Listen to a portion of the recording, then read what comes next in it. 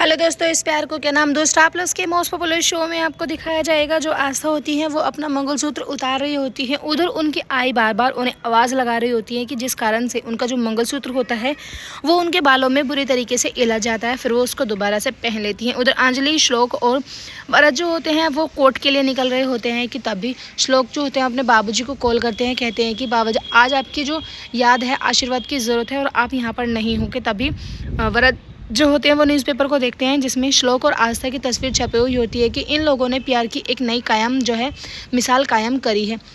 जैसे ही श्लोक उस चीज़ को देखते हैं वो उसे न्यूज़पेपर को ही फोल्ड करके धरती पर फेंक देते हैं और बहुत ज़ोर से गुस्सा दिखाने लगते हैं। कि तभी काव्या जो होती है वो पीछे से आती है और आके अपने चाचू को रोकती है। कहती है कि चाचू आप कहाँ जा रहे हो, क्या आप चाची को लेने के लिए जा रहे हो। लेकिन श्लोक कुछ भी नहीं बोलता है। उसके बाद काव्या जो होती है वो कहती है कि देखो ना चाचू, आपका और चाची का न्यूज़पेपर में फ़ोटो आया है, क्या आप दोनों ने कुछ काम किया है। वरद ऐसे ही खड़े रहते हैं कि सोजल पीछे से दही शक्कर लेके आती है। कहती है कि मैं चाहती हूँ कि आप जो है मेरे हाथ से दही शक्कर खा के जाओ ताकि श्लोक जो है आस्था बाबूजी को लाने में यहाँ पर कामयाब हो जाएं। आई जो होती है वो कहती है कि अगर तुझे इतना अच्छा काम ही करना था तो अपने ससुर के सामने करती ना, तुम्हारी वाहवाही हो जाती।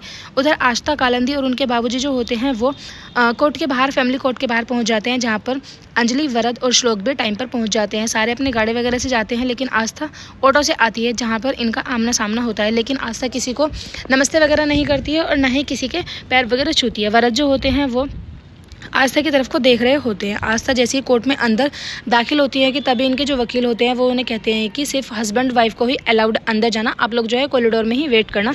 पेरेंट्स जो होते हैं वो बाहर ही बैठे रहेंगे। वकील साहब जो होते हैं वो आस्था और श्लोक को दोनों को वहाँ पर ले जाते हैं और अंजलि जो होती है वो कहती है कि बस भगवान करे मेरी बच्ची का जल्दी से जल्दी।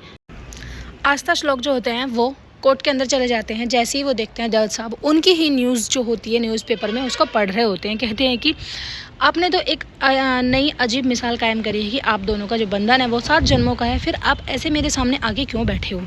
आस्था जो होती है वो श्लोक की तरफ को देख रही होती है। श्लोक आस्था की तरफ को कोई भी जवाब नहीं देता है। उसके बाद जज साहब जो होते हैं वो कहते हैं कि कितने दिन हो गए हैं तुम्हारी शादी को। आस्था जो होती है वो कहती हैं कि 1 से 2 महीना हुआ है। जज साहब जो होते हैं वो कहते हैं कि फिर इतनी जल्दी क्यों तुम्हें तलाक लेने की पड़ रही है। अरे अपने रिश्ते को एक टाइम तो दो, एक बार एक दूसरे को समझो तो सही। उधर अंजलि जो होती हैं वो बड़बड़ कर रही होती हैं। कहती हैं कि इंसाफ चाहिए, इंसाफ चाहिए। ज़रूरी थी कि शादी करनी, जब इंसाफ ही चाहिए था हमें यहाँ कोर्ट तक खसेटा। हमने तुम लोगों का कितना कुछ किया है, तुमने एहसान मानने की जगह और हम लोगों को ही फंसाया है। अंजलि जो होती है बुरा भला सुना रही होती है कालिंदी को। कालिंदी जो होती है वो भी जवाब देने वाली होती है कि तभी उन्हें अवधूत जो होते हैं वो रोक लेते हैं। कहते हैं कि नहीं।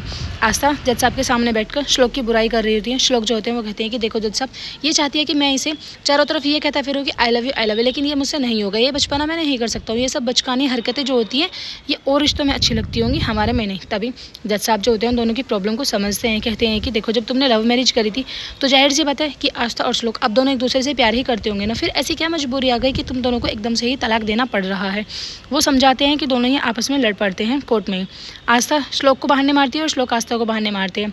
तभी जज साहब जो होते हैं वो कहते हैं कि तुमने तो कोर्ट मीडिया के सामने खुद से कबूल किया है ना कि तुम मतलब ये लोग तुमसे बहुत ज़्यादा प्यार करते हैं, तुम्हारी जान जो है इन्होंने बताई है। ऐसा करके कुछ बात करते हैं और वो कहते हैं कि अब मैं तुम्हें 6 महीने का टाइम देता हूँ। तुम लोगों को एक साथ 6 महीने रहना है, उसके बाद ही तुम्हारा जो कोर्ट का फैसला होगा वो बाद में सुनाएंगी, क्योंकि मैं चाहता हूँ कि आप दोनों अपने रिश्ते को एक मौका दें।